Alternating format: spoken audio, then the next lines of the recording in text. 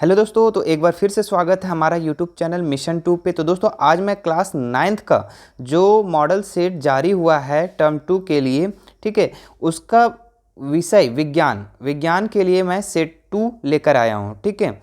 और ये आप लोग का 1 से 19 तक का क्वेश्चन है जिसमें आप लोग को 13 बनाना है, ठीक है। और इससे पहले वाले वीडियो में मैं सेट 1 कंप्लीट करवा दिया था। अगर आप उसे नहीं देखें तो सबसे पहले जाकर डिस्क्रिप्शन बॉक्स में जाकर इसका लिंक को हम दे देते हैं, वहाँ से आप लोग देख लीजिए, ठीक है। तो चलिए ज़्यादा लेट ना करते हुए हम लोग क्वेश्चन की तरफ बढ़ते हैं। क्वेश्चन क्या क्या है, ठीक है। चलिए, ये सब इंट्रोडक्शन तो आप लोग पढ़ लिए होंगे। नेक्स्ट हम लोग क्वेश्चन देखते हैं डायरेक्ट। इसमें 3 सेक्शन बांटा गया है, ठीक है। सेक्शन ए को अभी हम देख रहे हैं, ठीक है। क्या लिखा हुआ है, पहला क्वेश्चन, शक्ति का एसआई मात्रक लिखें और उसे परिभाषित करें, ठीक है। तो यहाँ पे शक्ति का एसआई मात्रक क्या होता है, आप लोग को पहले भी बताएं। शक्ति का एसआई मात्रक वाट, ठीक है। शक्तिमान याद है ना, शक्तिमान वाला जो हम कॉन्सेप्ट बताए थे, तो शक्तिमान है ना, तो शक्ति का एसआई मात्रक क्या होता है, वाट होता है। शक्तिमान सबका वाट लगा देता है ना। चलिए, इसी तरह से इसको परिभाषित अब करना है। तो परिभाषित कैसे करेंगे, इसका एसआई मात्रक तो लिख दिया, परिभाषित कैसे करेंगे, लिखना है 1 वाट शक्ति की परिभाषा लिखना है। यदि किसी स्रोत द्वारा 1 सेकेंड में 1 जूल ऊर्जा उपलब्ध या खर्च की जाए तो इस स्रोत को 1 वाट शक्ति कहते हैं। मतलब कि यहाँ पे 1 सेकेंड में 1 जूल ऊर्जा जब खर्च हो जाए तो हम लोग क्या कहेंगे, 1 शक्ति खर्च हुआ यहाँ पे, ठीक है, 1 वाट शक्ति। तो इस तरह से लिख देंगे, जहाँ पे 1 वाट बराबर क्या होता है, 1 जूल बटा 1 सेकेंड, ठीक है। 1 वाट बराबर 1 जूल बटा 1 सेकेंड, तो इतना आप लोग लिख देंगे, ठीक है। यहाँ से आप स्क्रीनशॉट भी ले सकते हैं। चलिए, या नोट डाउन साथ में करते जाइए। चलिए, नेक्स्ट क्वेश्चन क्या लिखा हुआ है, दूसरा नंबर। हाँ, लिखा हुआ आवृत्ति को परिभाषित करें और इसका एसआई मात्रक लिखें। मैंने पहले भी बताया था, आवृत्ति, तरंग दैर्ध्य और आवर्तकाल, ये सबको आप लोग को याद कर लेना है। वह या फिर वो 2 नंबर का पूछे या लॉन्ग क्वेश्चन में पूछ सकता है, ठीक है, सबका परिभाषा, तो आप लोग याद कर लीजिए ये सब, ठीक है। चलिए, इसमें क्या लिखना है आपको, आवृत्ति को परिभाषित क्या करना है, एकांक समय में होने वाले दोलनों की कुल संख्या को आवृत्ति कहते हैं, ठीक है। एकांक समय में क्या होता है, दोलनों की को आवृत्ति कहते हैं। कहने का मतलब कि एकांक समय में कितना बार ये दोलन हुआ, ठीक है, इसी को हम लोग क्या कहेंगे, आवृत्ति। इसे भी से प्रदर्शित किया जाता है, ठीक है। इसको हम लोग यहाँ पे भी नहीं होगा, न्यू होगा, न्यू से हम लोग इसको प्रदर्शित करते हैं। आवृत्ति का एसआई मात्रा क्या होता है, हर्ट्ज होता है, ठीक है। इतना याद रख लेना आप लोग को। चलिए, नेक्स्ट क्वेश्चन क्या है यहाँ पे, आवोगाद्रो संख्या का मान क्या होता है। तो मैंने कल भी बताया था, ठीक है, इससे पिछले वाले वीडियो में, आवोगाद्रो का जो मान होता है 6.022 इंटू 10⁻23, ठीक है। तो आप लोग इसको याद रख लीजिएगा, आवोगाद्रो की संख्या का मान, ठीक है। चलिए, यहाँ पे 4 नंबर क्वेश्चन क्या लिखा हुआ है, मोलर द्रव्यमान से आप क्या समझते हैं। तो देखिए दोस्तों, इसका आंसर कैसे लिखना है, किसी पदार्थ के 1 मोल के द्रव्यमान को उसका मोलर द्रव्यमान कहते हैं। कहने का मतलब कि किसी पदार्थ का 1 मोल का द्रव्यमान को क्या कहेंगे, उसका मोलर द्रव्यमान कहेंगे, ठीक है, मोलर मास। इसे m से प्रदर्शित किया जाता है। मोलर द्रव्यमान को ग्राम प्रति मोल में व्यक्त कर सकते हैं, ठीक है। तो ग्राम प्रति मोल में भी हम लोग मोलर द्रव्यमान को लिख सकते हैं। चलिए, नेक्स्ट क्वेश्चन क्या लिखा हुआ है, 5 नंबर क्या पूछ रहा है, देखिए, केनाल किरणें क्या है, ठीक है। तो यहाँ पे 1886 ईस्वी में गोल्डस्टीन ने एक नए विकिरण की खोज की जिन्हें उन्होंने केनाल रे का नाम दिया, ठीक है। कौन किया था, गोल्डस्टीन, ठीक है, जिसके द्वारा अंततः दूसरे अपरमाणु कणों की खोज हुई, ठीक है। इन कणों को आवेश इलेक्ट्रॉन के आवेश के बराबर किंतु विपरीत था, ठीक है। तो केनाल किरणें का परिभाषा लिखने आएगा तो आप लोग इतना लिख दीजिएगा। तो स्क्रीनशॉट यहाँ से भी आप लोग ले सकते हैं या फिर आप नोट डाउन कर लीजिए वीडियो को पॉज करके। 6 नंबर क्वेश्चन देखिए, 6 क्या कह रहा है, 2 संक्रामक रोग का नाम लिखे। तो संक्रामक रोग हम पहले बता दिए, जो संपर्क में आने से होता है, ठीक है, टच होने से होता है। तो चेचक और हैजक क्या है हम लोग का, 2 संक्रामक रोग है, ठीक है। 2 बोला है, 2 लिख दिए, ठीक है। चलो, इस तरह से और भी देखते हैं। 7 नंबर क्वेश्चन क्या लिख रहा है, एक स्वस्थ व्यक्ति किसे कहा जाता है। स्वस्थ व्यक्ति आप किसे कहेंगे, ठीक है। तो ध्यान देना, इसमें क्या लिखना है आपको, एक स्वस्थ व्यक्ति वही होता है जिनमें अपने कार्य की करने की क्षमता हो स्फूर्ति, ऊर्जा हो और आलस्य रहित हो। कहने का मतलब कि इसमें सभी गुण होना चाहिए। क्या होना चाहिए? कार्य करने की क्षमता, एबिलिटी होना चाहिए वर्क करने का, ठीक है। स्फूर्ति होना चाहिए, ठीक है, और ऊर्जा भी होना चाहिए, एनर्जी भी होना चाहिए, और आलस्य नहीं होना चाहिए। तो उसको हम लोग क्या कहेंगे? स्वस्थ। कहने का मतलब ये मानसिक रूप से, सामाजिक रूप से और आर्थिक रूप से, तीनों रूप से अगर वो सही है तो उसको हम लोग क्या कहेंगे? स्वस्थ व्यक्ति कहेंगे। देखिए आगे क्या लिखा हुआ है, ऐसा व्यक्ति अपनी कार्य क्षमता के बल पर अपने कार्य यथा समय निपटा लेता है, मतलब कि अपने समय में वो निपटा लेता है ना। उसका चिंतन सकारात्मक होता है, जो भी वो सोचता है सकारात्मक सोचता है, ठीक है, और किसी भी काम के लिए अन्य पे भरोसे नहीं रहता है। इसको हम लोग क्या कहेंगे?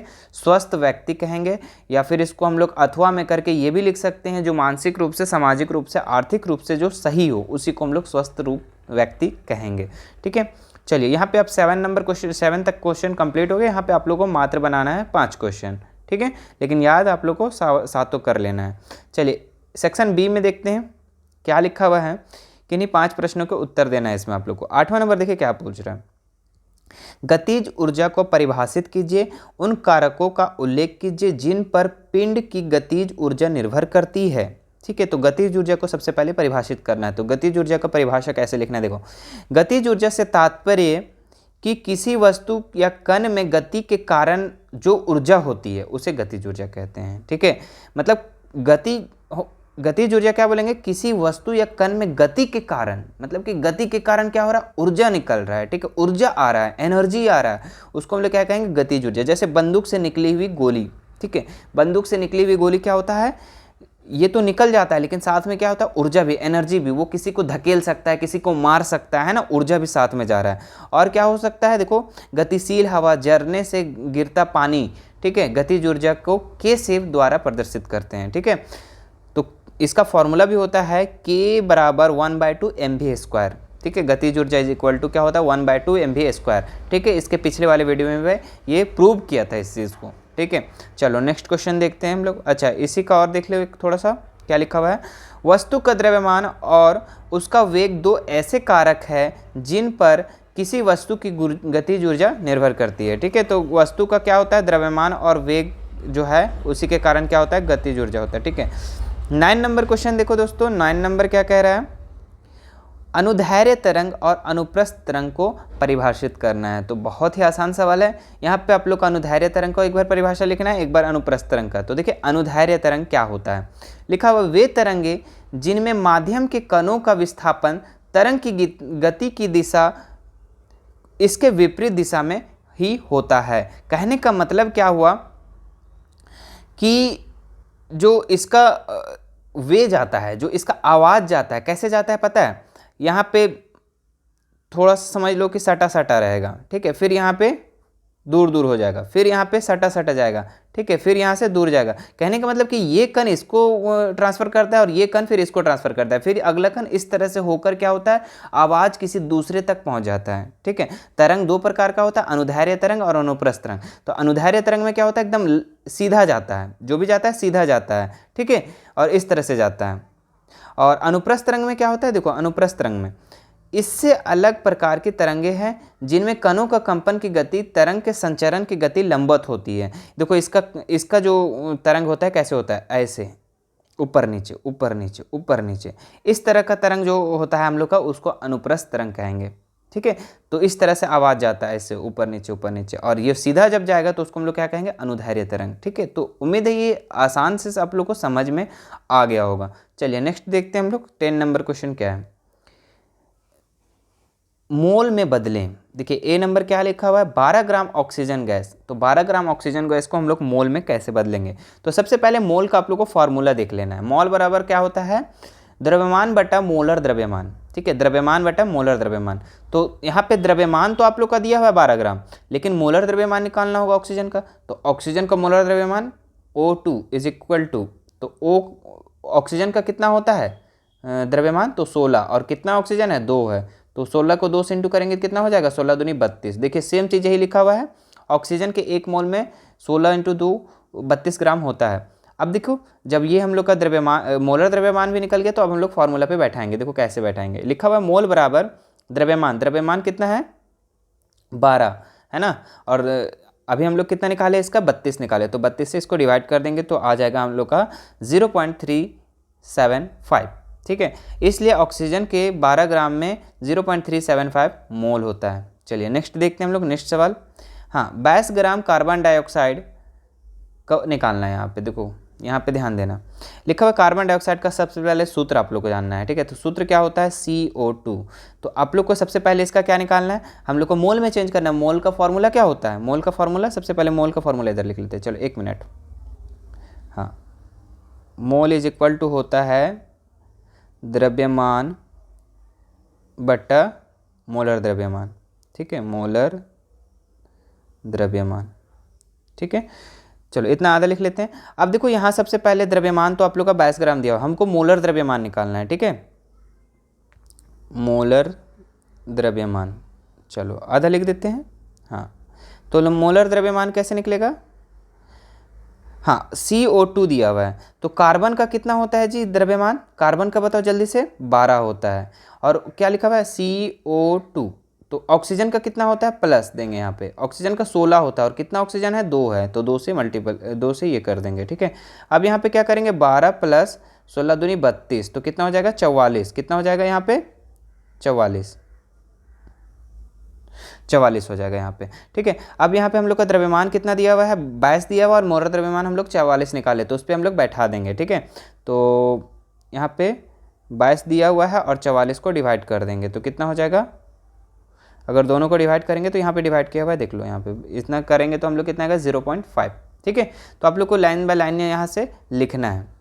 इसी तरह से यहाँ पे डायरेक्ट लिख दिया गया है। ठीक है, तो उस तरह से आप लोग को बनाना है। चलिए 11 नंबर सवाल देखते हैं। 11 नंबर क्या कह रहा है, हाँ, 10 मोल जल द्रव्यमान ज्ञात करना है आप लोग को। तो जल का सबसे पहले रासायनिक सूत्र लिख लेना है, तो H2O होता है, और 1 मोल में जल का द्रव्यमान कितना होता है, सबसे पहले H2O का जल का द्रव्यमान, तो सबसे पहले देखो हाइड्रोजन, हाइड्रोजन का कितना होता है 1, और हाइड्रोजन है कितना 2, तो 2 से 1 को मल्टीपल करेंगे, प्लस देंगे। ऑक्सीजन का कितना होता है 16, और कितना ऑक्सीजन है 1, तो इसको अब हम लोग कैलकुलेशन करेंगे कितना हो जाएगा, 2 1 2 और 16 1 16, तो हो जाएगा 18 ग्राम। ठीक है, तो हम लोग का द्रव्यमान, हम लोग का मोलर द्रव्यमान कितना निकल गया, 18 ग्राम निकल गया। अब 10 मोल जल का द्रव्यमान कितना होगा, 10 से उसको मल्टीपल कर देंगे, सिंपल सी बात है। तो यहाँ पे क्या हो जाएगा, 10 × 18, तो 180 ग्राम हम लोग का इसका आंसर हो जाएगा। 10 मोल का जल का द्रव्यमान कितना हो जाएगा, 180। एक मोल का जल का द्रव्यमान कितना होता है 18, तो 10 का कितना हो जाएगा 180, सिंपल सी बात है। चलिए नेक्स्ट देखते हैं हम लोग। 12 नंबर सवाल क्या कह रहा है, लिखा हुआ है उदाहरण के साथ परिभाषित करना है आप लोग को। तो उदाहरण के साथ आप लोग को परिभाषित करना है, कैसे करना है ध्यान दो। संयोजकता, सबसे पहले आप लोग को संयोजकता को लिखना है, संयोजकता के परिभाषा करना है। तो इसमें आंसर आप लोग को करना है, परमाणु अपने अंतिम कक्ष में अष्टक प्राप्त करने के लिए आपस में इलेक्ट्रॉन की साझेदारी या ग्रहण या उनका त्याग करते हैं। परमाणु के बाह्यतम कक्ष में इलेक्ट्रॉनों के अष्टक बनाने के लिए जितनी संख्या में इलेक्ट्रॉन की साझेदारी या संतरण होता है उस तत्वों को संयोजकता कहते हैं। सिंपल सी बात है, इसका एक स्टोरी है, स्टोरी समझ लो तो ये आप लोग का याद हो जाएगा। देखो आप लोग का जो संयोजकता कैसे निकलता है, यहाँ पे 4 घर होता है। ठीक है, KLMN, ठीक है, चलो बना देते हैं, आप लोग समझ लीजिए। अब यहाँ पे क्या होता है, पहला घर में 2 होता है, दूसरा घर में 8 होता है, तीसरा घर में भी 8 होता है, उसके बाद चौथा घर में 18 होता है। ठीक है, अगर यहाँ पे किसी का घर नहीं फुलफिल होता है तो किसी दूसरे से हम लोग ले लेते हैं। जैसे मान लो कि यहाँ पे 2 है और यहाँ पे 8 है। ठीक है, यहाँ पे 2 ले लिए और यहाँ पे 8 के जगह में 7 हो गया। जैसे 7 2 9 नियॉन, अच्छा यहाँ पे मान लो ना 6।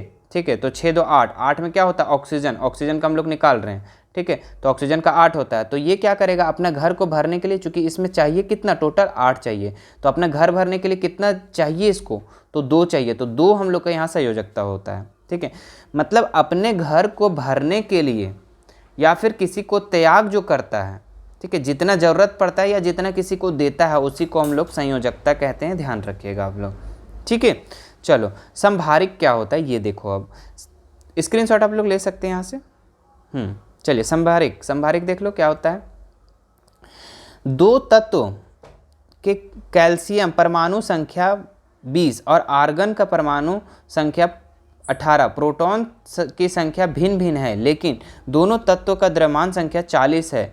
ठीक है, यानी तत्वों के जोड़े के अणुओं में कुल न्यूक्लियॉन की संख्या समान है और अलग अलग परमाणु संख्या वाले तत्व जिनकी द्रव्यमान संख्या समान है संभारिक कहलाता है।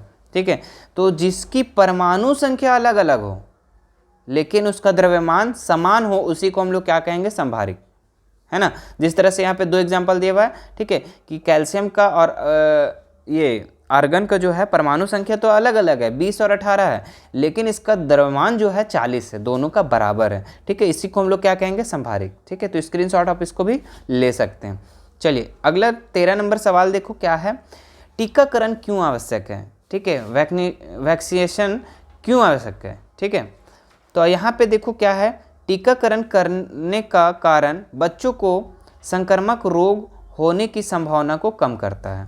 मतलब टीकाकरण अगर हम लोग ले लेते हैं, ठीक है, वैक्सीन ले लेते हैं, तो यहाँ पे जो संक्रामक रोग होता है जो फैलता है उससे हम लोग को बच सकते हैं। ठीक है, मतलब फैलने से संभावना कम हो सकता है। ठीक है, इसके अलावा अगर अधिकांश लोग प्रतिरक्षित किए जाते हैं तो और इससे प्रतिरक्षित हो जाते हैं तो इस समुदाय में संक्रामक रोग फैलने का खतरा कम हो जाता है, जिससे व्यक्तियों और समुदाय की रक्षा होती है। तो टीकाकरण इसलिए आवश्यक है कि जो भी बीमारी फैला हुआ है, ठीक है, मान लो ना अभी जो कोरोना आया था, ठीक है, कोरोना आया था तो हम लोग वैक्सीन लिए या नहीं लिए।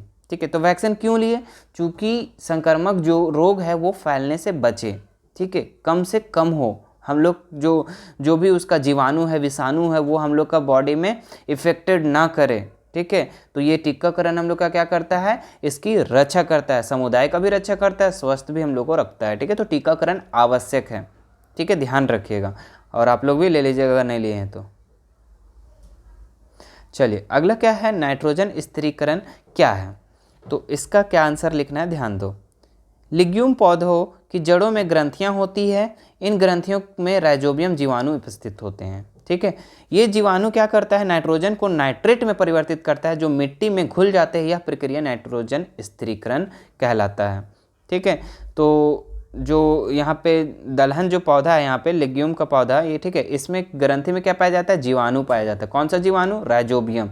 ये जीवाणु क्या करता है, नाइट्रोजन को क्या करता है, नाइट्रेट में परिवर्तित कर देता है जो मिट्टी में घुल जाते हैं। यह प्रक्रिया नाइट्रोजन स्थिरीकरण कहलाता है। ठीक है, तो यहाँ तक आप लोग लिख लीजिएगा इसको।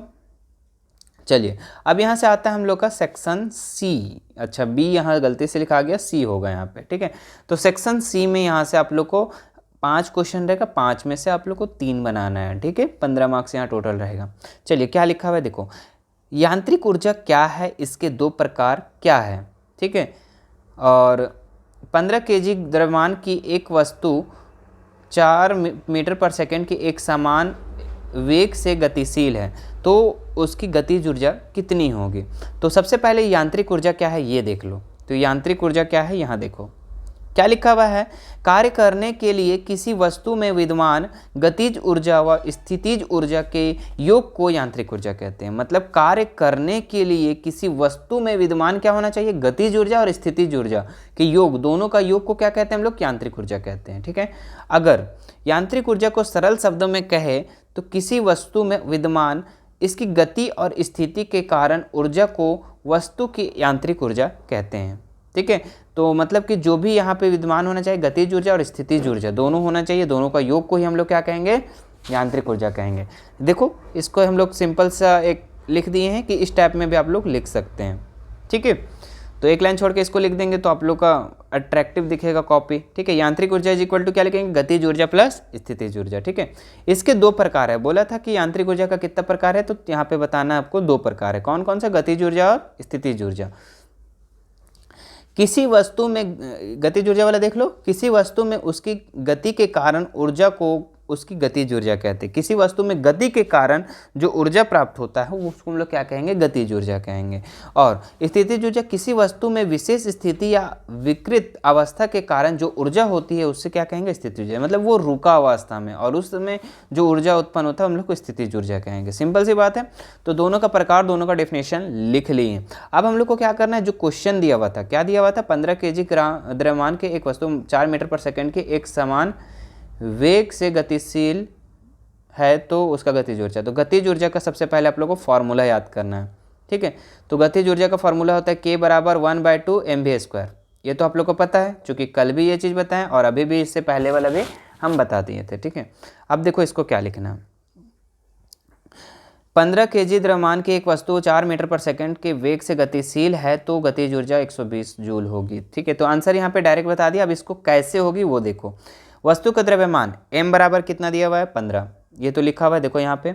अच्छा, दूसरा क्या दिया हुआ है, वस्तु का वेग दिया हुआ है। वेग कितना दिया हुआ है 4 मीटर पर सेकेंड स्क्वायर। हम जानते हैं कि m द्रव्यमान और v वेग है तो गतिज ऊर्जा क्या हो जाएगा ke, है ना। यहाँ लिखेंगे k = 1/2 mv²। ये फॉर्मूला होता है। अब इस पे बैठा दो ना, आंसर आ जाएगा, सिंपल सी बात है।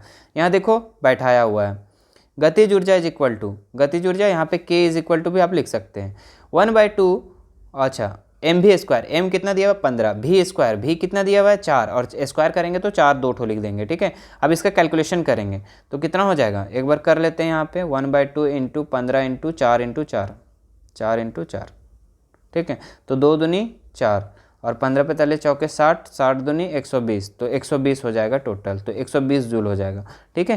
तो ये गतिज ऊर्जा कितना हो जाएगा 120, ठीक है। तो इस तरह से आप लोग को कोई भी क्वेश्चन आए यहाँ पे 15 की जगह में 20 लिख दे, अगर आपको कॉन्सेप्ट क्लियर है तो आप लोग इसमें बना सकते हैं बहुत आसान से, ठीक है।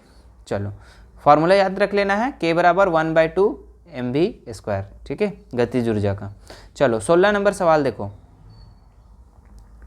सामान्य पुरुष के कानों की श्रव्यता प्रास क्या है। तो अगर हम लोग का बात करें कि श्रव्यता प्रास कितना है तो 20 से 20,000 हर्ज तक है, ठीक है। आगे पढ़ लेते हैं क्या लिखा हुआ है। किसी ध्वनि स्रोतों की आवृत्ति 100 हर्ज है तो 1 मिनट में कितनी बार कंपन करेगा, ठीक है। तो देखो ये क्या लिखा हुआ है।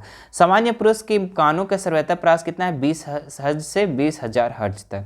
लेकिन दोस्तों अगर 20 हर्ज से अगर कम हो तो हम लोग नहीं सुन सकते हैं, मतलब इतना आवाज़ आना चाहिए, 20 हर्ज तक आवाज़ आना चाहिए, ठीक है। 20 हर्ज से नीचे आए तो हम लोग नहीं सुन सकते, कुत्ता बिल्ली वगैरह सुन लेता है, ठीक है।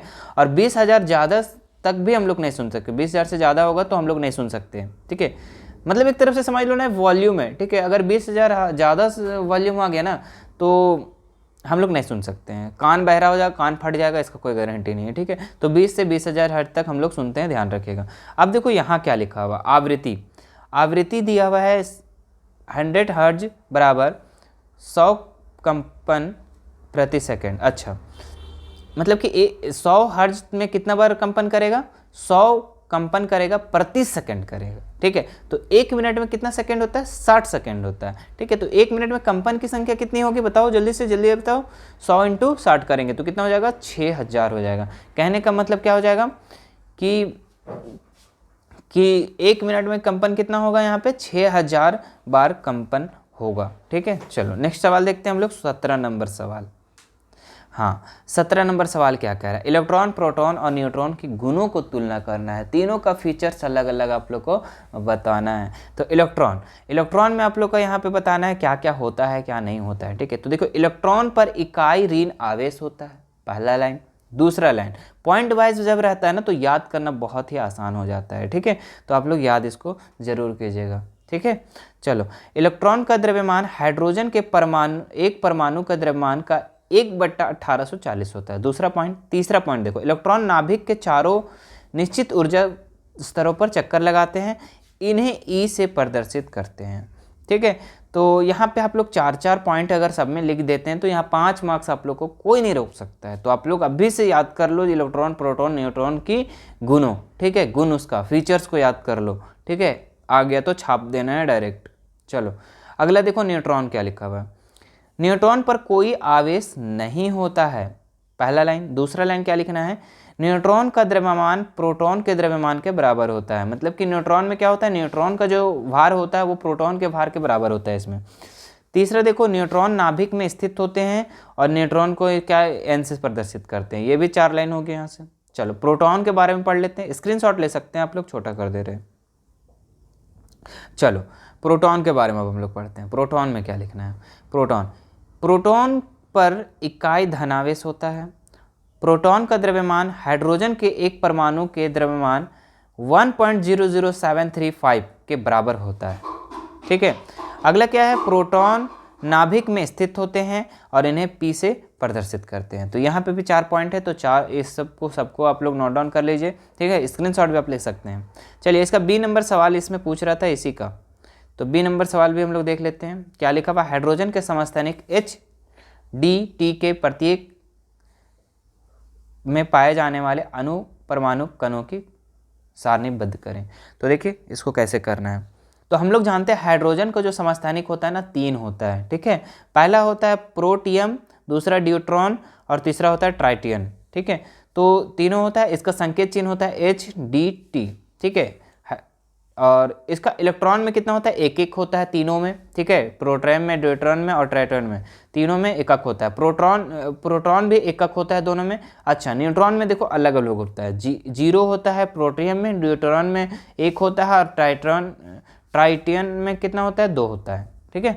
तो इतना आप लोग अगर बना देते हैं तो आप लोग का 5 मार्क्स आराम से मिल सकता है। देखिए दोस्तों यहाँ पे 4-4 पॉइंट है, अगर 3-3 पॉइंट भी लिखेंगे तो आप लोग गलत नहीं है, ठीक है। यहाँ आप लोग इसको याद कर लो, ठीक है। 4 याद करेंगे, 3 तो याद ही रहेगा आप लोगों को, है ना। चलो 18 नंबर सवाल देखते हैं। यहाँ पे 18 नंबर सवाल क्या कह रहा है, हाँ, मृदा के निर्माण की प्रक्रिया को विस्तृत रूप में करें। तो मृदा कैसे बनता है, इस चीज़ को आप लोग को आंसर करना है, ठीक है। क्या लिखा हुआ है, मिट्टी बनाने के निम्नलिखित कारक काम करते हैं, ठीक है। तो कैसे होते हैं, देखो सबसे पहले सूर्य के बारे में लिखेंगे, ठीक है। पत्थरों को गर्म करता है, सूर्य क्या करता है, पत्थर को गर्म करता है, जिससे वे प्रसारित हो जाते हैं, ठीक है। रात के समय पत्थर सिकुड़ जाते हैं, इससे इसमें दरार पड़ जाती है और वह टूट जाता है। तो आप लोग ये मत सोचिएगा पत्थर सिकुड़ता भी है और फैलता भी है, ठीक है। यहाँ पे क्या है, सिकुड़ जाने का मतलब क्या बता रहा है, कमज़ोर हो जाता है, ठीक है। उसके बाद उसमें दरार पड़ जाता है और वह क्या हो जाता है, टूट जाता है, ठीक है।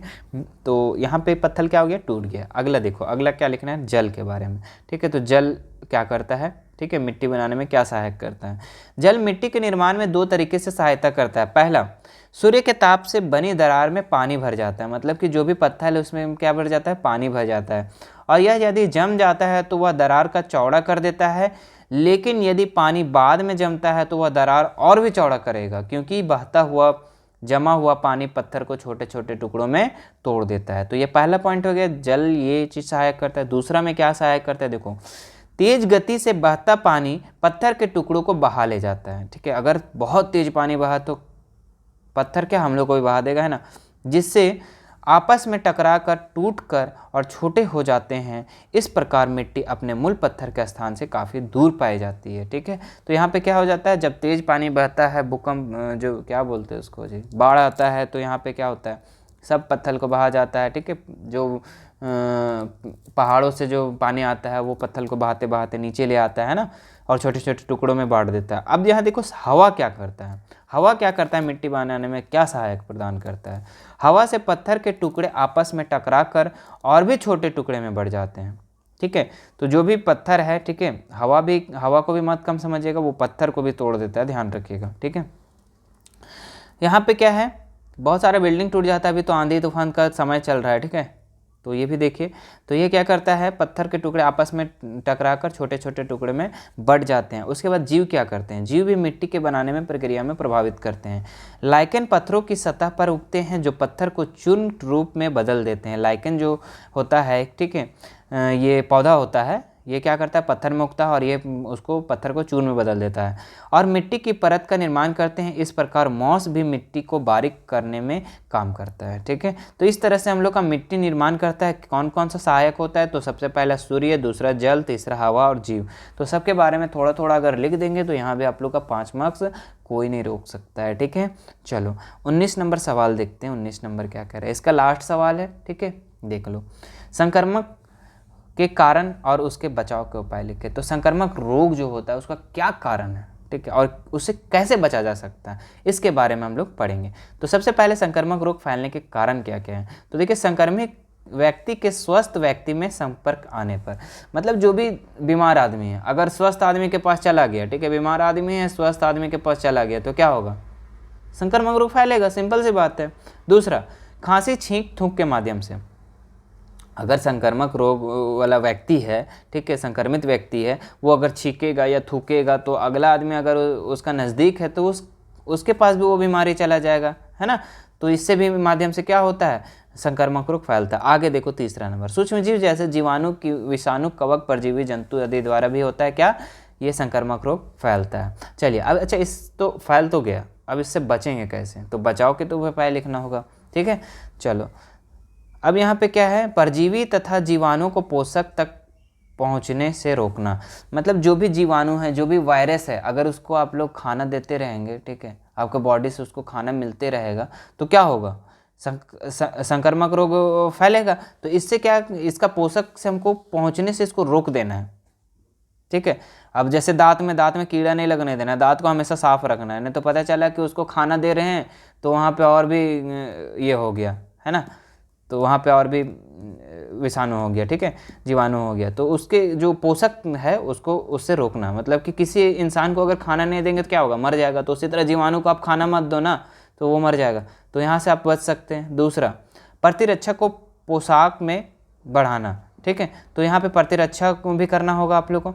तीसरा क्या है, टीका द्वारा। तो अगर संक्रमक से बचना है तो टीकाकरण करना होगा। जैसे अभी कोरोना से बचने के लिए सब दौड़ दौड़ के कहाँ गया था, वैक्सीन लेने गया था, तो वहाँ से भी आप लोग क्या कर सकते, बच सकते, तो टीका द्वारा भी बच सकते थे। तो ये था दोस्तों 1 से 19 तक का सवाल, ठीक है, ये 1 से 19 तक का सवाल था आप लोग का। इसमें मैं सारा सॉल्यूशन बता चुका हूँ, ठीक है। उम्मीद करते हैं आप लोग को पसंद आया होगा वीडियो। अगर पसंद आया तो वीडियो को लाइक ज़रूर कर दीजिएगा, और चैनल पे नए हैं तो सब्सक्राइब कर दीजिएगा, और बेल आइकन बटन को एकदम दबा दीजिएगा ज़रूरी से, ठीक है। और अपने रिलेटिव फ्रेंड्स को शेयर कीजिए जो क्लास 9th में है, जो इसका प्रिपेयर कर रहे हैं, ठीक है। चलिए, ठीक है, धन्यवाद।